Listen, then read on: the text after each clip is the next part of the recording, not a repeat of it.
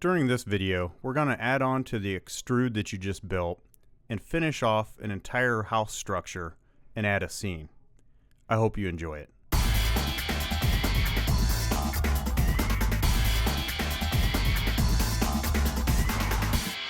The next thing we need to do to our build is to add a floor. Navigate to the bottom part of your build,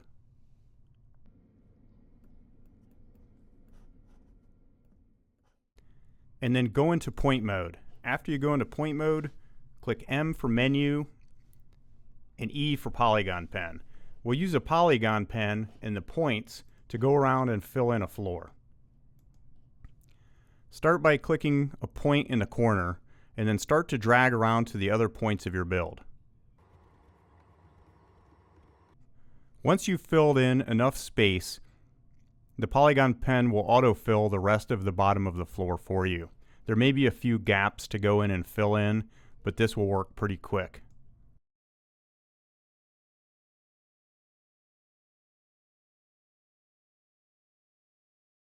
Hit escape on your keyboard and then flip your build around topside.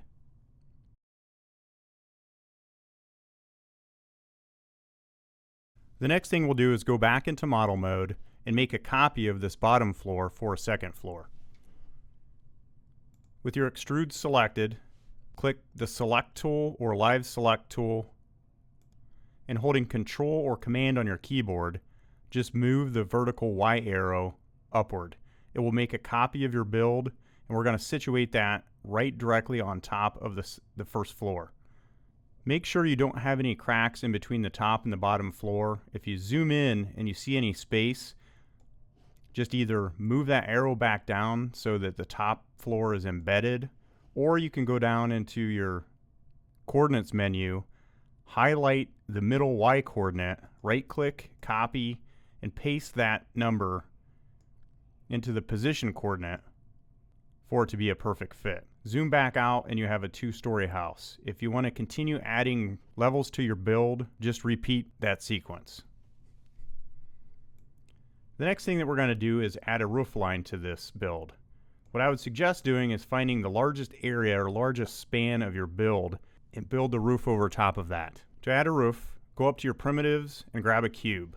We'll drag that cube up in space, narrow its thickness, and then stretch it out so it spans the length of your building. Orbit around so that you can see the side of it. Holding Control or Command on your keyboard, move the Z arrow to the right and make a copy of that shape. With the second shape selected, go down to your rotation coordinate, the second one, the Y coordinate, and type in -45. Hit enter. Select the first part of the roof line, in this case it's titled cube.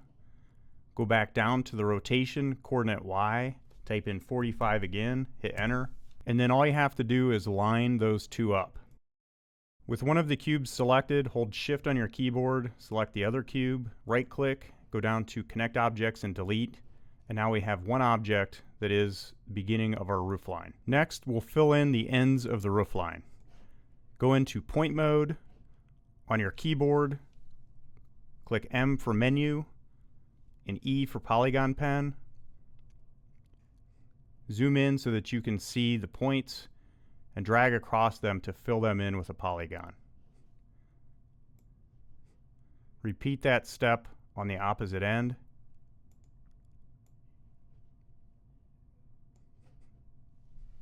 Hit escape on your keyboard and click your select tool. Now that we have the roof built, it's time to resize it to make it fit our house. In order to do that, we'll use a couple of tools. The first one is the scale tool. Click the scale tool and notice that handles will pop up. Those handles will allow you to adjust the sides independently. So that you can fit it to the house. Or you can use the scale tool and drag off to the side of the house by clicking in space and dragging to enlarge the whole thing.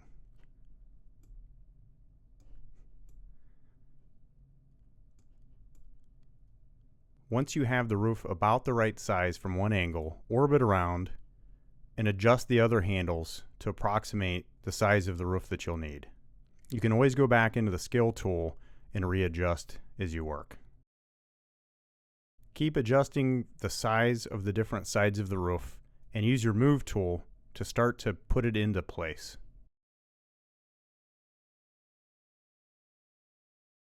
It may take a little time to tweak it back into place, but be patient and just keep making adjustments. Once you're happy with the main part of your roof, it's time to copy the roof, resize it, and make as many dormers to fill in the other negative spaces you want. In order to do that, go back to your select tool, hold Control or Command on your keyboard, and make a copy of the roof. Now we can rotate this roof by using the Rotate tool. Notice when I clicked on the Rotate tool, the axis is a little bit off.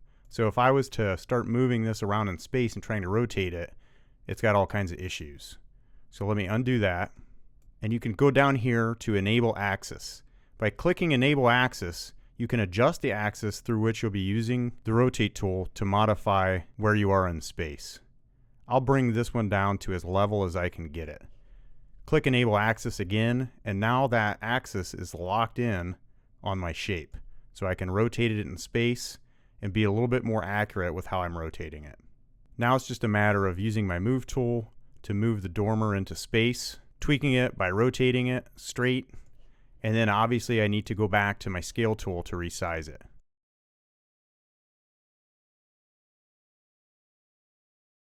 So with a little bit of effort and tweaking here and there, using the Select tool, the Move tool, and the Scale tool, you can make as many copies of either the main roof line or one of your dormers and just add those anywhere you want them.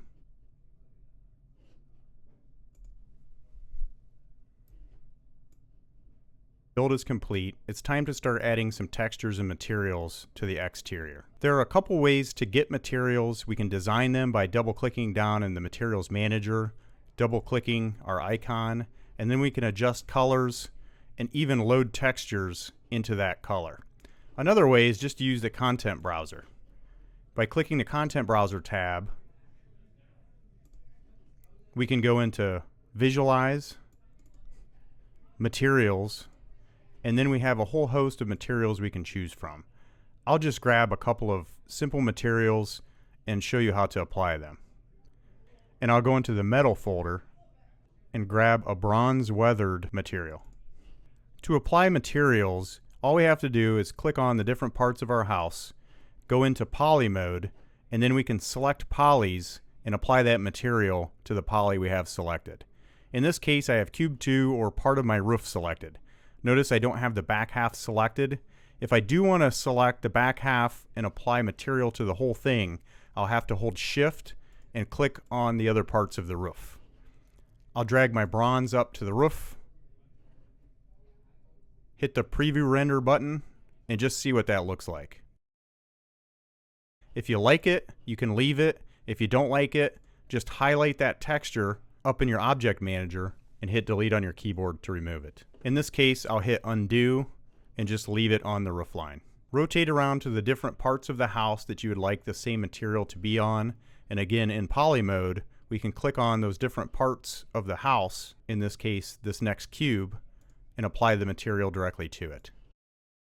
The next thing I'll do is demonstrate putting material on the rest of the house. By clicking Extrude, which is the top part of the house, or holding Shift and clicking the other Extrude, which combines both of them, I can go around, hold Shift, and apply material on different polys. Or I can go back into model mode and then apply my material to the entire build. The next thing I'll do is orbit around my build and apply textures where I need them. Go back to poly mode, click on those different parts of your build, and apply the textures as you wish.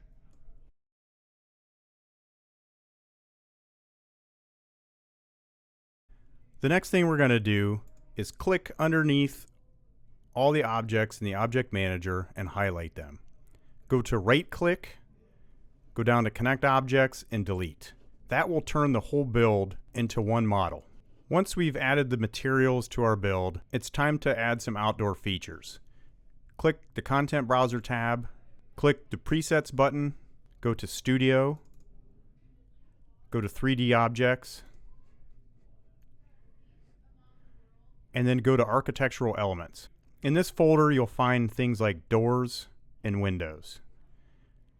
If we double click, in this case, this double window, it will show up in our viewport and we'll have to move it around in space. You can move windows and doors and line them up as you choose. Orbit around your build to make sure that it's touching the face of your build. And then we can resize all of these by hitting our scale tool and then dragging off to the side to scale it up or down.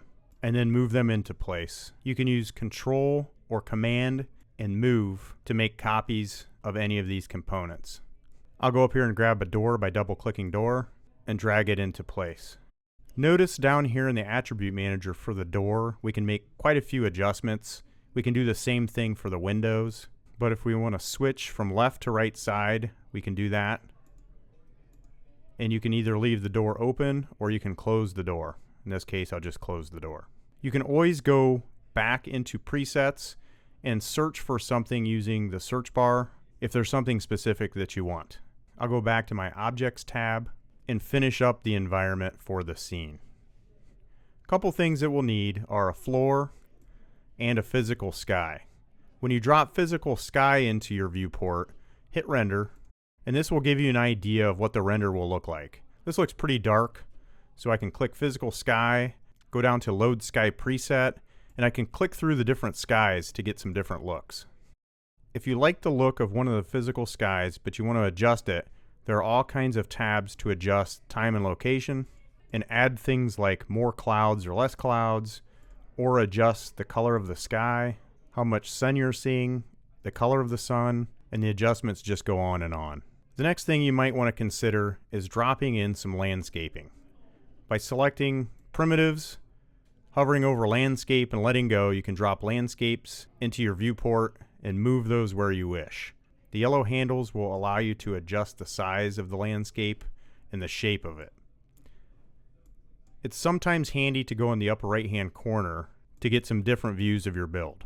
If I zoom out in the overhead build, I can adjust the landscape size much easier and move it into place. If you wish to add other buildings or even a cityscape, go back into the content browser, click presets, click visualize, click 3D objects, and double click buildings. There's a folder for a cityscape, and then there are various houses in this folder. I'll double click cityscape, and I can scroll down through the multiple buildings that they offer to add to my scene. I'll double click one of the buildings so that you can see how it looks in the viewport. In overhead view, I can move this building where I want it, and in this case I'd obviously want to scale it down quite a bit. Click back on your Objects tab and you're ready to render. Click Render Settings, go to Output and make sure you just have current frame selected. Go to Save and switch from TIFF over to JPEG. For effects, add Ambient Occlusion. Go back to Effects and add Global Illumination. And switch from Standard to Physical Render. You can click out of that and then save your file to your desktop by clicking File, Save Project with Assets, give it a name, and make sure you save it to your desktop. If you're rendering just a single image, you can do that on your PC by clicking the middle render button. It will render to the picture viewer, and then you can save it out of there. If you're rendering to the server with animated information, make sure you refer to my Upload to Render video.